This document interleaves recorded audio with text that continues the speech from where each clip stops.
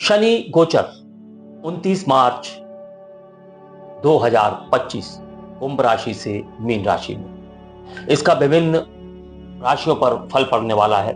वह किस प्रकार का फल होगा, इसे हम हमारे इन वीडियोस में समझेंगे।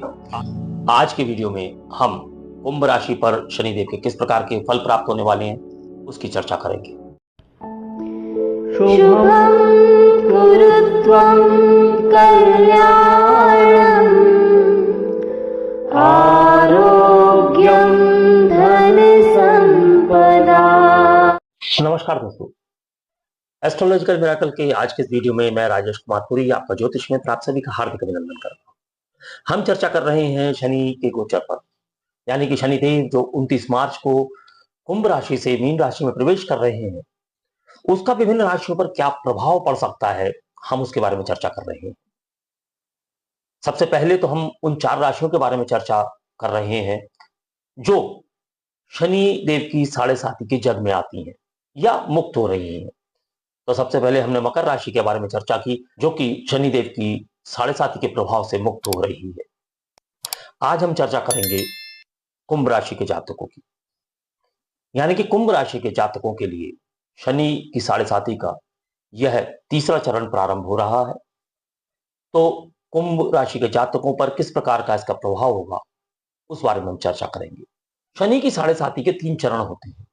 पहला चरण जो होता है वह बाहर के संघर्ष का होता है, मानसिक तनाव का होता है, आर्थिक समस्याओं का होता है। आर्थिक रूप से उन्नति या अवनति इस चरण में देखी जाती है। जीवन में कई प्रकार के अवरोध उत्पन्न होने प्रारंभ हो जाते हैं, कुछ बीमारियां हो सकती हैं। इस प्रकार की समस्याएं पहले चरण के दौरान देखी जाती हैं। दूसरे चरण के दौरान व्यक्ति का आंतरिक संघर्ष होता है, यानी कि आत्म साक्षात्कार की बात कर सकते हैं। रिश्तों में बहुत उतार चढ़ाव आते हैं और स्वास्थ्य में भी कई प्रकार की समस्याएं देखी जा सकती हैं। फिर बात आती है तृतीय चरण की। तो तृतीय चरण में संघर्षों का समापन होना होता है, लेकिन आर्थिक दृष्टि से यह चरण थोड़ा सा चुनौतीपूर्ण होता है। मानसिक समस्याएं खत्म जरूर हो रही होती हैं, लेकिन कहीं ना कहीं वाणी पर प्रभाव पड़ता है, कुटुंब पर प्रभाव पड़ता है, आयु पर भी कई बार प्रभाव देखा जाता है। चूंकि साढ़े साथी के अंतिम चरण में जातकों को अपने कर्मों का फल प्राप्त होता है, तो यह समय आत्मविश्लेषण, धैर्य और अनुशासन का होता है। इस चरण में सावधानी पूर्वक निर्णय लेना अत्यंत आवश्यक है। आर्थिक दृष्टिकोण से देखा जाए तो खर्चों में बढ़ोतरी हो सकती है, फिजूल खर्ची बढ़ सकती है। स्वास्थ्य पर इसका विशेष असर देखा जाता है, इसीलिए स्वास्थ्य को लेकर सतर्क रहना अत्यंत आवश्यक है। खासकर गले, दांत और आवाज से जुड़ी समस्याएं उत्पन्न हो सकती हैं। पारिवारिक मामलों में तनाव आ सकता है। अपनी वाणी पर संयम रखने की आवश्यकता होगी। रिश्तों में कड़वाहट से बचना भी आवश्यक होगा, खासकर अपने परिवार के साथ, कुटुंब के साथ।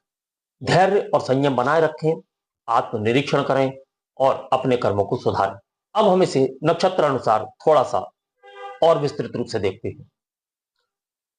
तो सबसे पहले हम धनिष्ठा नक्षत्र के तृतीय और चतुर्थ चरण की बात करेंगे। करियर और धन में स्थिरता की कमी इन जातकों को हो सकती है। धैर्य बनाए रखें। योजनाबद्ध तरीके से काम करना अत्यंत आवश्यक होगा। पैरों और नसों की समस्याओं का सामना करना पड़ सकता है। हड्डियों से संबंधित समस्याएं भी इन जातकों को आ सकती हैं। यहां छोटे भाई बहन या जो मित्र हैं उनके साथ में विवाद हो सकता है, इसीलिए अपनी वाणी पर नियंत्रण रखना भी अत्यंत आवश्यक है, क्योंकि यहां पर वाणी में कड़वाहट आ सकती है। अनावश्यक यात्राओं से बचना भी जरूरी है, क्योंकि यात्रा में बाधा और परेशानियां भी देखने को प्राप्त हो सकती हैं। यदि हम धनिष्ठा नक्षत्र के जातकों के लिए उपाय की बात करें तो मंगलवार और शनिवार को हनुमान जी को चोला चढ़ाएं, हनुमान जी की उपासना करें, काले तिल और सरसों का दान अवश्य करें।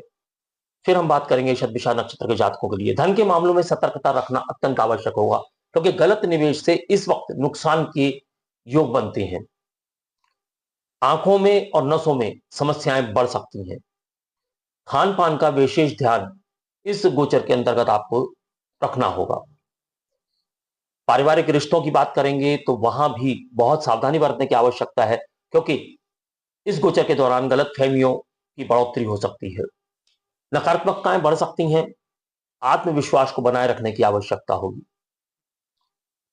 यदि हम शतभिषा नक्षत्र के जातकों के लिए उपाय की बात करें तो शनिवार को पीपल के वृक्ष पर जल चढ़ाएं, सरसों के तेल का दीपक जलाएं और शनि मंत्र का जाप करें। फिर बात आती है पूर्वा भाद्रपद नक्षत्र के जातकों के लिए, तो यहां पर प्रथम, द्वितीय और तृतीय चरण की बात होगी। क्योंकि कुंभ राशि में पहला, दूसरा और तीसरा चरण आता है, तो हम यहां उन्हीं की बात कर रहे हैं। आर्थिक मामलों में इन जातकों को चुनौतियां आ सकती हैं, नौकरी में परिवर्तन का विचार भी आ सकता है, पेट और त्वचा से संबंधित समस्याएं बढ़ेंगी, नियमित रूप से व्यायाम करने से थोड़ा बचा जा सकता है। जीवन साथी और परिवार के सदस्यों के साथ मतभेद के भी योग इस गोचर के दौरान बनते हैं, इसलिए बातचीत करते हुए सतर्कता बनाए रखें, वाणी में संतुलन रखें, कोशिश करें कि आपकी वाणी मीठी मधुर हो। मानसिक दबाव बढ़ सकता है, इस गोचर के दौरान मानसिक परेशानियां भी बढ़ने के योग बनते हैं। यदि उपाय की बात करें तो बृहस्पतिवार को भगवान श्री हरि विष्णु की पूजा करें और पीली वस्तुओं का दान अवश्य करें। कुल मिलाकर कुंभ राशि के जातकों के लिए यह समय धन के मामले में सोच समझकर फैसले लेने का है, कर्ज से बचने का है, करियर में संघर्ष की स्थिति आ सकती है, सहकर्मियों से भी विवाद करने से बचना चाहिए, क्योंकि विवाद होने के योग भी इस समय पर बन सकते हैं। दांत, गला, आंख, इनसे संबंधित समस्याएं हो सकती हैं, नियमित स्वास्थ्य की जांच कराने से थोड़ा सा बचा जा सकता है। पारिवारिक मामलों में संयम बरतने की आवश्यकता है, कठोर शब्दों से बचने की आवश्यकता है, क्योंकि मानसिक दबाव बढ़ सकता है, इसलिए स्वयं का आत्मनिरीक्षण करते हुए धैर्य रखने की आवश्यकता है। यदि इस गोचर को देखा जाए तो यह मिश्रित फलदायक गोचर है। यह समय आत्मविश्लेषण और धैर्य का है। आर्थिक, पारिवारिक और स्वास्थ्य से संबंधित मामलों में सतर्कता बरतने की आवश्यकता होगी। यह समय अपने कर्मों का मूल्यांकन करने का भी है।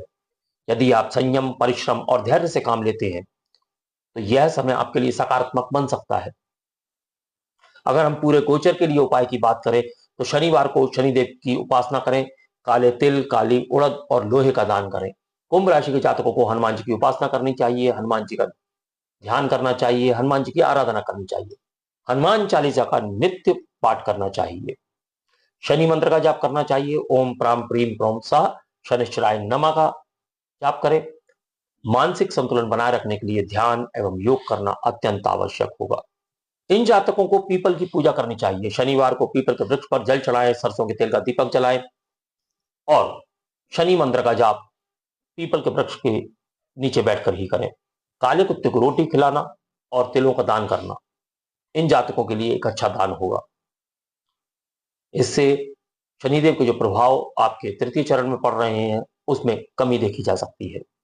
तो यह था शनिदेव के गोचर का फल कुंभ राशि के जातकों के लिए और कुंभ राशि के अंतर्गत आने वाले नक्षत्र के जातकों के लिए। यदि आपको लगता है कि हम गहराई को छू पाने में कहीं ना कहीं सफल रहे हैं तो आपसे मेरा अनुरोध है कि वीडियो को लाइक करें, चैनल को सब्सक्राइब करें और बेल आइकन का बटन दबा दें ताकि आने वाले सभी ज्ञान के वीडियोस आपको समय से प्राप्त हो सके। अगले वीडियो में हम शनिदेव के गोचर की मीन राशि के जातकों के लिए बात करेंगे। मीन राशि के जातकों के लिए क्योंकि उनका दूसरा चरण प्रारंभ होने जा रहा है। तो अगले वीडियो तक के लिए मैं अपनी वाणी को विराम देने की आज्ञा चाहूंगा। नमस्कार, धन्यवाद। शुभं कुरुत्वं कल्याणम्